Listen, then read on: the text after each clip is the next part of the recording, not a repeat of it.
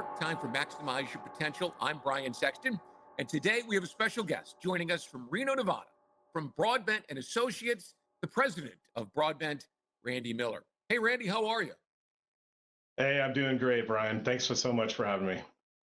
Well, we're excited to have you on. Obviously, you do a lot of different things in the environmental space. You deal with water resources, which I know is a big deal out there in the West, not so much in Florida where we are these days.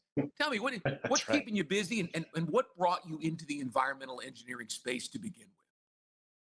Well, in terms of keeping busy, we have our hands in all kinds of different things to help our clients. But what got me involved in this industry started when I was younger, and both my parents inspired me to have a love of the outdoors. And so when I graduated high school and I got into college, I knew I wanted to be an engineer and wanted to help to build things or make things better. And I chose a geological engineering, which is a little bit different. It's a perfect fit for the work that we do. Absolutely perfect. I learned a lot about soil and groundwater and the interactions with different chemicals and things like that, which we get very involved with in our business. Um, I had a job for a company for about a year, and then I went to work for Broadbent. So I've been here almost my whole career, it's getting close to 32 years I've been here, Brian, at Broadbent. Wow, congratulations. That's amazing. People don't stay places much anymore. They're looking to move up the ladder. What was it about Broadbent and their mission that has kept you dialed in for almost 32 years? Yeah, what a great question. I truly have fallen in love with this company from the very beginning. I mean, the company was started back in '87 down in Las Vegas, in Boulder City, actually, outside of Las Vegas. And it was kind of a gathering together of different individuals that had worked together in other firms. And they were looking to build a better place, somewhere that really took care of the employees, gave the client a different and sort of an empowerment experience. And I think I was employee 19 or something when I came to work for the company. And you know what it is our culture. We have a really unique culture, and it's very special to us. I know a lot of companies say that, and a lot of companies say like, "Hey, we're like a family," but we truly are. And you think about family, and you think about, if you have a really strong foundation at home, you can conquer the world if you think about it. I mean, you have all this support system that's backing you, and that's what we do here. We make sure that we're taking care of our people, and we love them to death, and it's something that I don't ever want to change. Randy, I have a nearly 32-year career in professional football, and as you can imagine, culture is a buzzword in every NFL Yeah, city. It is in throughout sports. What is it? right. What does it take, I guess, is the question, to build a consistent culture, whatever that culture may be? Why have you successfully been able to build and maintain a culture in your building? Yeah, I would say it's our autonomy, Brian. In our field right now, it is absolutely dominated by consolidation within the industry. It's not just our industry, but there's a lot of folks that are choosing growth, by means of venture capital, private equity, that kind of thing. It's very dominant in our field. Most firms like ours are no longer the same company. They've been bought. They've been bought several times. Employees leave. They go. It changes constantly.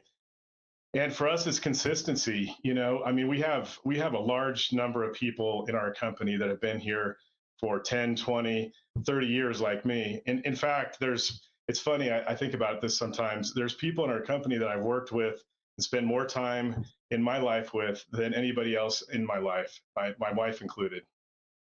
So we're an extremely tight knit group of people. We know each other in and out. We know how we work. We know how everybody functions and what they're good at and what they should be assigned to and all that. It's a great seamless way to do business. And along with that comes the caring that you have for one another when you're together that long. Well, you obviously, as I can see over your right shoulder, have a very caring and loving family. How did you balance a career at Broadbent in 32 years of obviously having to have your nose to the grindstone and in a field that requires you to go far away at times? How'd you manage to balance Yeah. that with a family? Because everyone looks happy. Well, they are very happy. Yeah, I have two beautiful twin girls. I think the picture behind me is when they graduated from college. They're one of them's in medical school now, and the other one's doing graphic design work.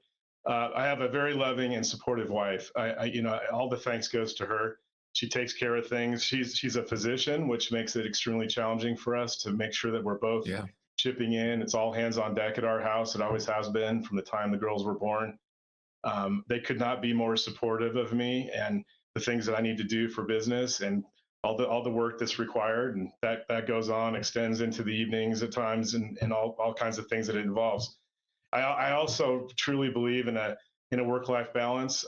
Here at Broadbent, we definitely have a work hard, play hard sort of mentality, and however you want to define that, and what people's interests are in their personal life. And when we come to work, we're ready to. Everybody comes ready to go. They're gonna show up and do their best, and our clients know that. Let's touch on broadband here for a moment. Obviously, you work in 10 states across a multitude of different disciplines in the environmental space. How do you balance all of those? Do you have different teams that handle different areas? How involved do you get? Tell me a little bit about how you're structured. Yeah, I love our structure.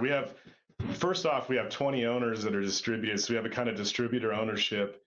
Each of those are leaders in given areas, and so they have their own teams.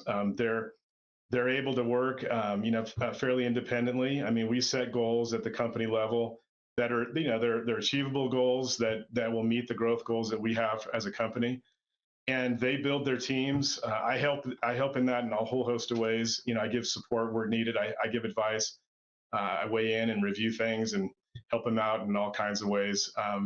But primarily, it's developing the different goals that we have as a company, and we have a wonderful structure that is very supportive. So I don't have to do it all by any stretch. That's not how I operate. It's not how our company operates. Those individual area leaders are critical to our business. Couple more questions with Randy Miller, the president of Broadbent and Associates, a leader, a pioneer in the environmental engineering space. Let's talk just for a moment about pain points. Obviously, it's challenging in any era.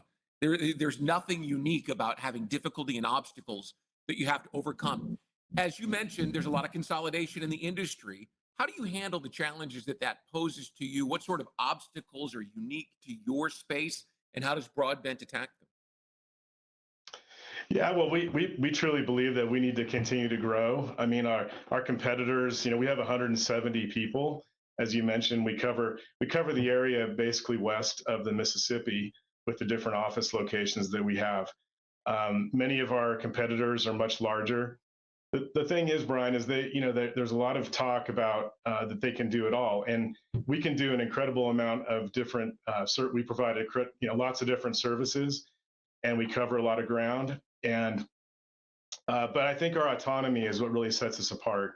We're not motivated by certain things that come into play when you have this consolidation going on. We find solutions where there's no sort of external constraints that are going on.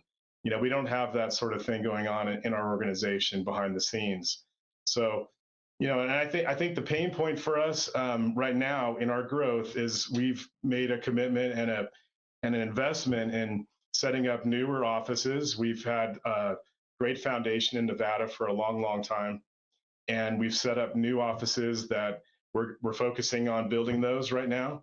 And it's a matter of the diversification that we can achieve throughout the various sectors that we work, and that includes mining and energy, real estate, casinos, hospitality. We do a lot of work for government, and broadening that base into those newer locations for us, and building those up over the next 5 years. That's our plan.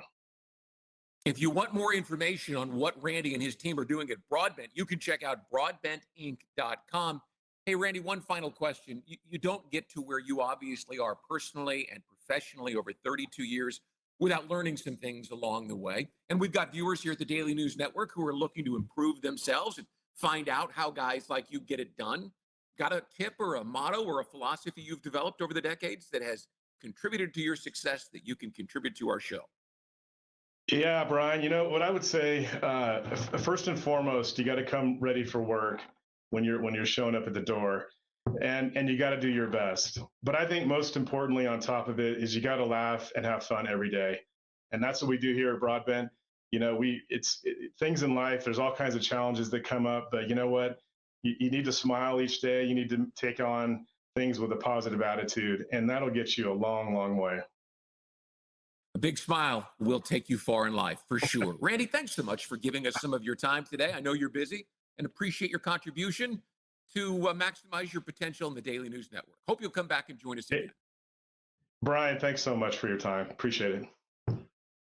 And that'll do it for this edition of Maximize Your Potential. Check out all of our offerings at dailynewsnetwork.com. We'll see you next time.